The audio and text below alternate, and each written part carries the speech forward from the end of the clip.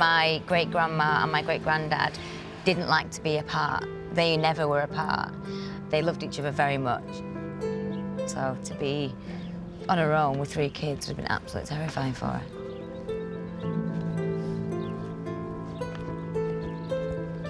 Among the archive's huge store of material from the evacuation are the passenger lists of every boat involved. This is very exciting. I've just got the box with all the information of ships that were carrying the evacuees to different countries.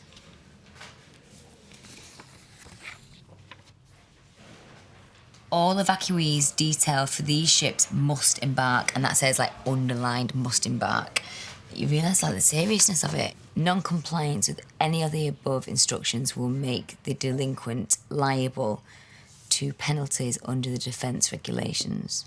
So if they step out of line, they'll be punished, basically. That's horrendous.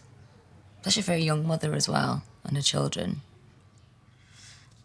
And not knowing whether she's going to see her husband ever again, who she was absolutely in love with. So I just want to find out where my great-grandma was going to.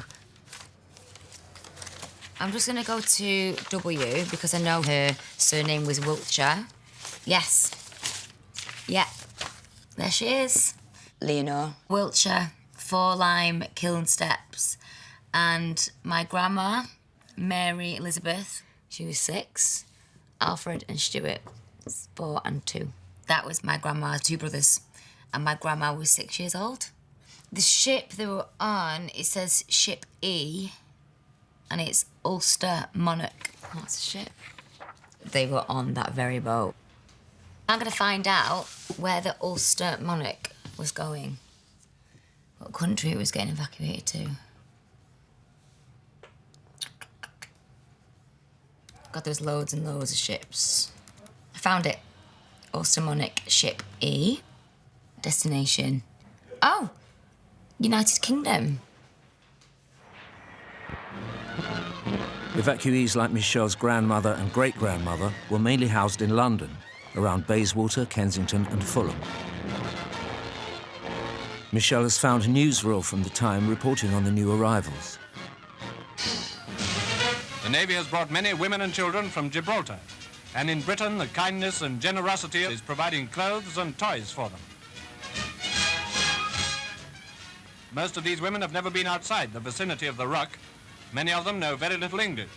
In their own language, which is a variation of Spanish, PT instruction is given to the children. There are so many friendly strangers in our midst these days. So they're actually seen as foreign refugees in the UK. And they're speaking Spanish. They don't speak English.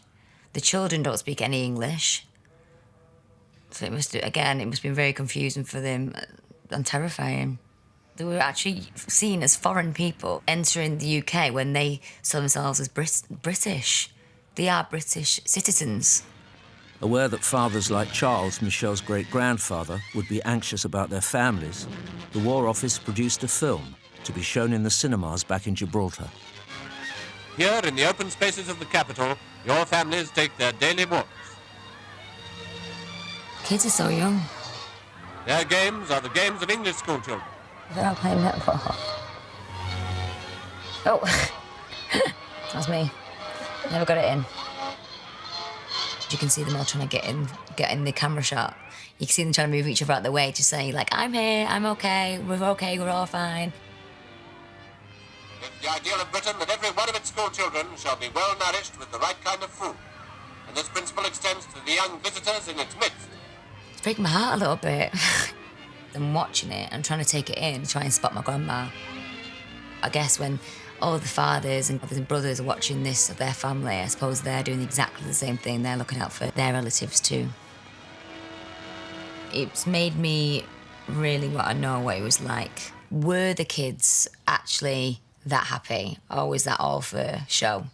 So I'd really like to talk to someone about that. And my grandma's cousin, Michael, who is very close to my grandma, he's similar age to her, and would he have been on the list as well as my grandma? So I'm going to check. I've just come across the address where we were visited before, which is on Lime Kiln Steps, number 4. I can see Jose and Maria and Miguel. And Miguel is Michael, and that's who I know. That makes sense. So he lived with my grandma on Lime Kiln Steps. I would love to ask him more about that, definitely. Michelle's great-uncle Michael, now aged 84, still lives in Gibraltar, and she has arranged to meet him for a drink and a chat. Hi! Hello! They're joined by Michael's grandson, Michelle's third cousin, Tim. So, do you remember my grandma then, Yes. with you? Yes, yes. Were you close growing up?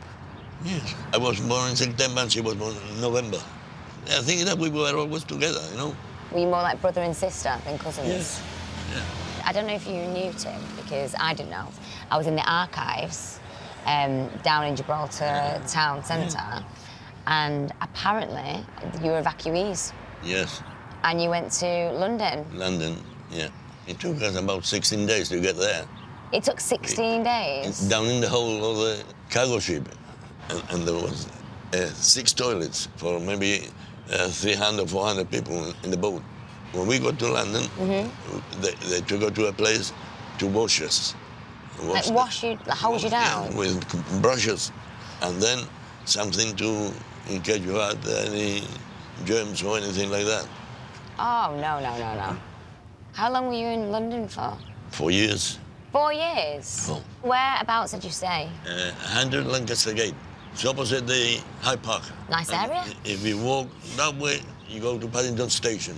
My granddad's got a few photos. That's Lancaster Gate, where we stayed. This is where you live? Yes, there's a balcony there, on the 2nd floor.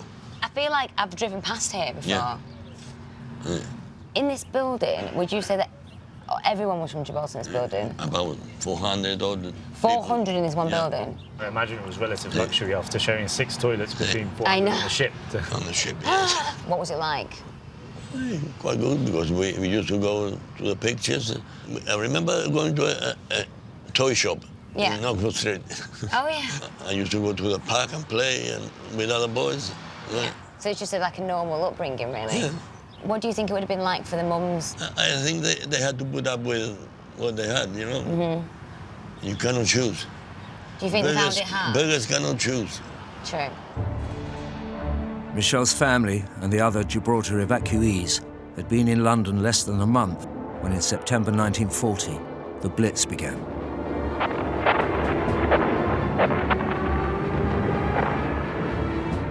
During 76 nights of relentless firebombing by the Luftwaffe, 500,000 of London's houses were destroyed. Anti-aircraft guns were installed in Hyde Park. Buckingham Palace, just a short walk away from where Michelle's family were living, was struck twice. In 1944, the family was still in the city when the Germans targeted London again with unmanned missiles known as doodlebugs or flying bombs. Do you remember bombs going off? And do you remember Yeah. Do you remember it? Bombs and things like that, yes. Because when the flying bombs came, and then B-bombers is more or less a stronger one. And do you remember like going to air raid shelters and hearing? And the noise, yes. We went to the underground. Right. But things were getting very, very bad. Yeah. I looked out on the window one day and I saw a flying bomb going on the way to Hyde Park. It must have fallen there. But, Really? even the road in front of us was bombed. I mean, all the road was boom. Did you see that? Yes, we saw it After it happened? in the morning or after we looked out the window. It's amazing, I think, what it says about that generation, that they didn't feel a threat and they felt that they had that spirit that you have to get on with whatever you're dealt with. Yeah. Yeah. I've learned so many things about my family from being here.